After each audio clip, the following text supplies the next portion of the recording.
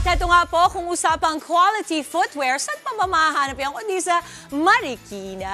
Binisita ng ating always on the go. O, hindi nakalagay eat girl kasi hindi kakainin yung sapatos eh. This time, always on the go, Maui muna tayo. Hindi mo na siya eat girl. Sa isa sa mga original shoemakers doon, alam niyo po ba, paborito kong pumupunta dyan sa Marikina para sa kanilang mga sapatos. Mau, paano nga ba gumawa ng matibay at dekalidad na sapatos? Good morning, Mama Dims, at good morning, mga kapatid. Natawa naman ako sa intro mo, tama ka. Hindi naman pwede tayong kumain ng sapatos ngayong umaga, kaya ito ay talagang ipapakita at ipipicture natin mula sa Shoe Capital of the Philippines. So dito po tayo ngayon sa Marikina City, dito po sa Sea Point. Isa po ito sa mga matagal na pong gumagawa ng mga sapatos dito. At para po pag-usapan ang kanilang mga sapatos at mga produkto, tawagin po natin si Sir Noel, ang owner po dito sa Sea Point. Sir Noel, good morning, kapatid. Good morning mga kapatid. Ayan, good morning Sir Noel. Unang-una maraming salamat po for having us here this morning. Sir Noel, pag-usapan po natin ang inyong business. Kwentuhan nyo kami paano kayo nagsimula at gaano katagal na kayo dito? Ako, third generation na po ako na magsasapatos. Wow. So, third generation? Matagal na po kami nasa sa shoe industry. Okay. Ayan, and paano po kayo nagsimula? Yung father ko, naging sapatero din. Okay. Dito rin sa lugar na to. Aha. So, ito po ay nabili lang namin lately. Pero from the start, sila ay manggagawa lang. So, isang sapatero, isang mag-aareglo. Yes. Ang nanay ko rin mag-aareglo. Tapos eventually, business nyo. Naging business na namin. Wow, ang husay naman. Okay, sir, ako first time pong makapunta sa ganitong klaseng lugar kung saan nakikita talaga kung paano po ba bumuo ng sapatos. Kwentuhan nyo kami, I'm sure mahaba po yung proseso. Paano po yung process yan? Yung process dito is, una, ika-cutting siya. Okay. Pangalawa, may markings. Okay. Susunod may skiving, upper making, Okay. sewing, Opo. kasama ng upper making yun. Yes po. Tapos magpiprint po tayo ng mga size para po ilalagay po sa assembly. Okay. Sa assembly naman po, lalagay po siya ng fiberboard o yung letehan. Pagkatapos po nun, nasa lasting po. Wow. Ilalapat na po siya. Ilalapat. Sa mga molde. So yung bawat molde, iba-iba pong, di ba makikita nyo, iba-iba pong ano siya, shape. Iba-iba rin po ng molde yun. Oh, okay. So may kanya-kanyang mold pala yun. Hindi pwedeng kung ano-ano lang or basta-basta lang. Kung ano gusto nyo yung shape, may round, may Yes. toe, may pointed. Pointed, kasi nga iba-iba nga naman ang uso sa style uso ngayon. sa Lalo sa style. panahon ngayon, iba-iba na uso, di ba Sir iba-iba. Noel? Okay, Sir Noel, kanina nabanggit nyo, finishing. Yun ang isa sa mga Finishing, importante. yung finishing. At pag na-finish na siya, ito ang... Ito Yan. ang finished Finished product. product. Ang ganda. Ang tawag dito, Sir, di ba topsider? Topsider, boat shoes. Boat shoes. Wow, alam niyo mga kapatid, tinitignan ko siya ngayon, ang ganda ng gawa. Malinis. Malinis. Kasi sir, ang balita ko, dito po sa inyong paggawaan, ay hindi lang makina, talagang handmade. Handmade. Ano po ba yung pagkakaiba, sir, ng handmade sa mga, let's say, sa ibang mga paggawaan na panay makina lang ang gamit? Ano pagkakaiba nila? Ang maganda yung quality. Siyempre, nakikita ng tao kung anong pagkakaiba ng, Yes. ng quality. Mas dekalidad. At saka iba talaga, no, pagkamay ang gawa. Oo, mas iba. pulido Mas rin. pulido siya. Oo. At saka iba yung alam mong handmade with love, ang tinatawag nila, no? Sir, ang ganda. Yung dito, hand stitch po yan. Hand stitch. Oo. So kamay talaga Kamay kasi po nga talaga, hand stitch. Mahirap po ba mag hand stitch? Siguro sanay na sila. Sanay na sila. O alam nyo mga kapatid, mas ma-appreciate nyo talaga pag nalaman nyo po kung paano nga ba yung step by step. Okay Sir Noel, thank you so much. Mamaya makakasama pa kita kasi pag-uusapan pa natin yung story nyo ha. Okay. So mamaya balik ka Sir Noel. For now, interviewin ko muna ang mga kasama nyo dito. Thank you Sir Thank you, Noel. thank you. Ayan mga kapatid, so ito kita-kita natin, napakaganda po ng kanilang mga sapatos. Ngayon kausapin naman po natin ang kanilang mga staff, kung paano rin po yung paggawa nila, kung baga ano yung naka-assign silang sa kanilang trabaho. Ayan, nakikita ko dito po sa likod natin. Meron tayong pwede makausap. Hi ma'am, good morning! Hello po, good morning po. Ma'am, interviewin ko lang kayo ha. Ano pangalan nila? Ate Arlene na lang po. Ate Arlene! Okay, nakikita natin meron pong mga gamit sa harap nyo. May mga ano to, martilyo, gunting. Ayan. Okay. At Ate Arlene, ano po yung parang, kumbaga yung stage or step na ginagawa nyo sa paggawa po ng sapatos sa Sea Point? Tayo po ngayon ay nasa upper making section. Okay.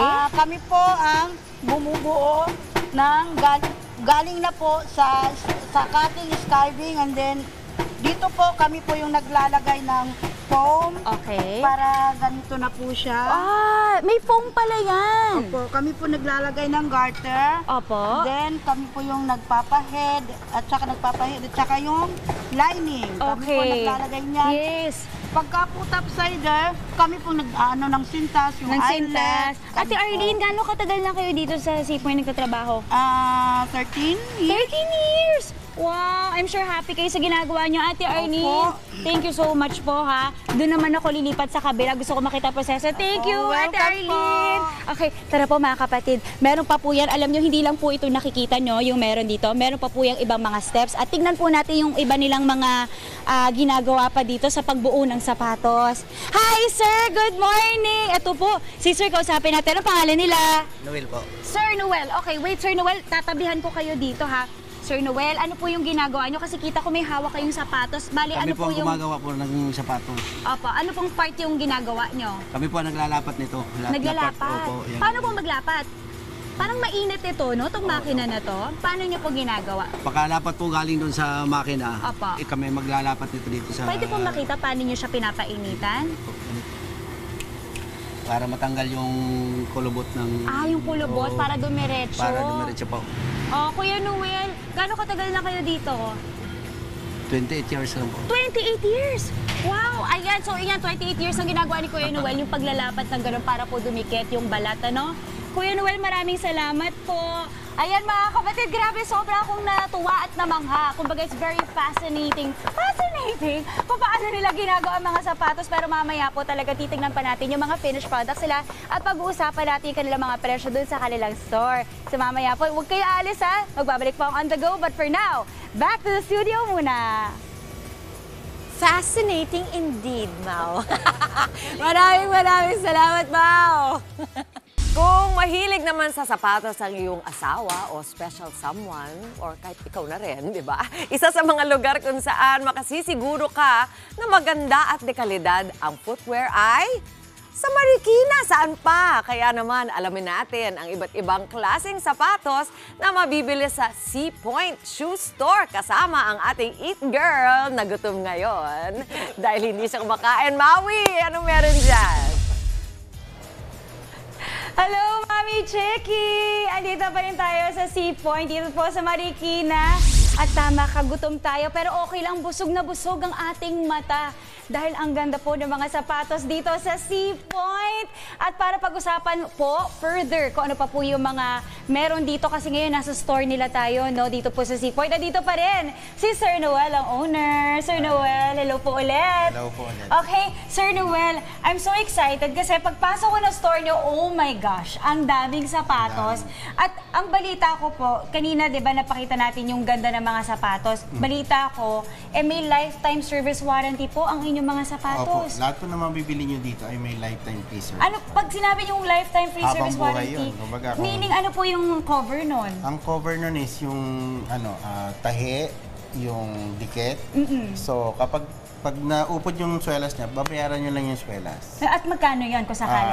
Yung pang men's po namin, 250. Oh, yung pang mura bata, yan. 150 lang. Okay. Ayan, na-mention nyo, sir, pambata. Gumagawa kayo from pambata hanggang sa Hanggang sa malaking malaki. size. Ano pong size smallest ginagawa nyo? Ang size smallest namin, 26. 26. Tapos yung pinakamalaki?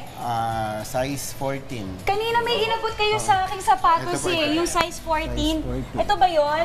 Oh my gosh, mga kapatid, and for size reference, tingnan nyo naman, ang laki! Oh my God! Okay, sir, ang maganda pa po dito kasi sa Seapoint, nakakapagbigay kayo ng trabaho sa mga ating mga kapatid. Ilan po ang workers meron kayo ngayon? Nasa 70 plus na po yung workers namin. Tapos Wow. nag-accept po kami ng mga intern Oo. o yung mga nag-OJT.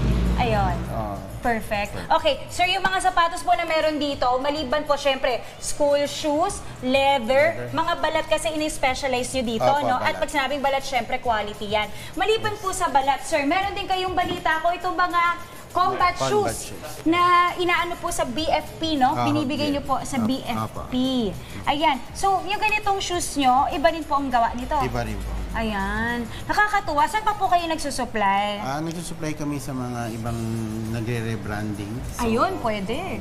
Yung mga interesado na magre-branding, pwede rin po sa amin. Oh, so in short mga kapatid, pwede nyo ipang business ito. Kumbaga kung gusto nyo gumawa ng sariling business, nabanggit nyo nga po nung pandemya, marami kayo natulungan. At talaga nakabili na ng mga kotse, bahay. Kasi nga ang ginawa, sir, umorder sa inyo, nag-rebrand. Pwede sila magbigay ng sariling design kung gusto nila. Nagko-customize kayo. Po, pwede po. At speaking of customization, nabanggit nyo, Sir Noel, kanina, no, mga kapatid, ito natutuwa ako kasi hindi po lahat ng paa ay pantay ang pagkakagawa. Kayo ay nagko-customize. Customize. Meron, minsan maliit ang isang paa, or yung isa mas mababa naman. O mataas ang kailangan nilang heels. Okay, kasi minsan hindi pantay yung legs. Or yung kanina binanggit yung orthopedic. Orthopedic.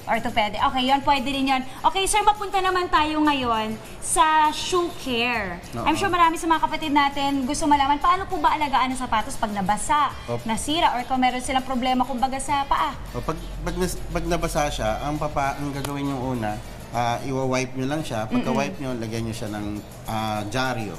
Ayun. Dyaryo o anumang papel sa loob para ma-absorb nyo yung moist. Okay, ganun pala yun. Pag naman medyo yung paa nyo may amoy ng konti, ang maganda lang po doon, yung socks, lalagyan nyo po ng baking soda, ipapasok nyo po sa loob. So, yung moist niyan at yung baho, ma-absorb. Ayun. So, meron palang solusyon. Kumbaga, okay sir, pag-usapan din natin ang inyong mga presyo.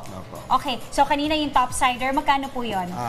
Sa labas po, nasa 2 to 3,000. Ito, yung ganito, sa labas, mga 2 to 3. Oh, ang ganda naman nito. 2 to 3,000. Okay. Dito lang po, 1,000. 1,000 lang? Oh my gosh. Dito na kayo bumili, mga kapatid, kasi totoong balat. Sir, alam mo kasi ang misconception, pag ako sinabi yung balat, isip ko mahal.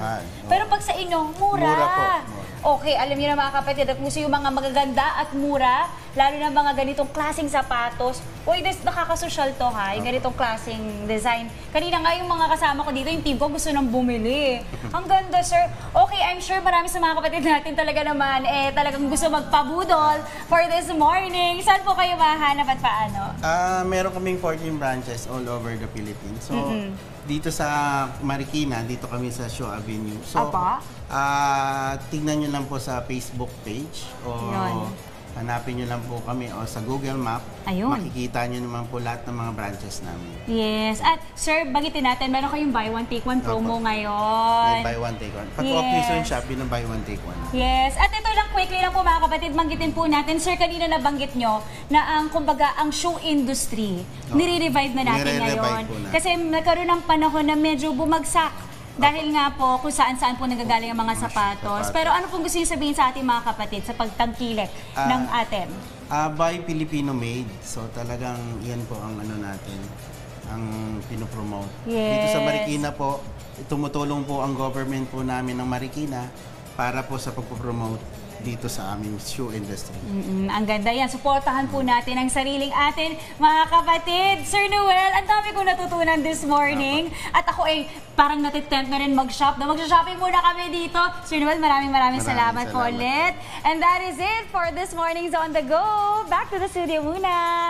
Kami rin, ang dami naming natutunan kay Sir Noel. At ito talaga, certified si Maui. Ang galing sa live selling. Mabubudol talaga ako. Mapapamain ka. Mabubudol ni si Maui. Oo, ang galing-galing. Maraming salamat. Mabuhay ang shoe industry ng Marikina. Mga kapatid, Maui David po. Simula ng inyong araw na may alam at may pakialam sa mga may init at umaaksyong balita sa bansa. Para maging una sa balitaan, mag-subscribe at mag-follow sa social media pages ng News 5.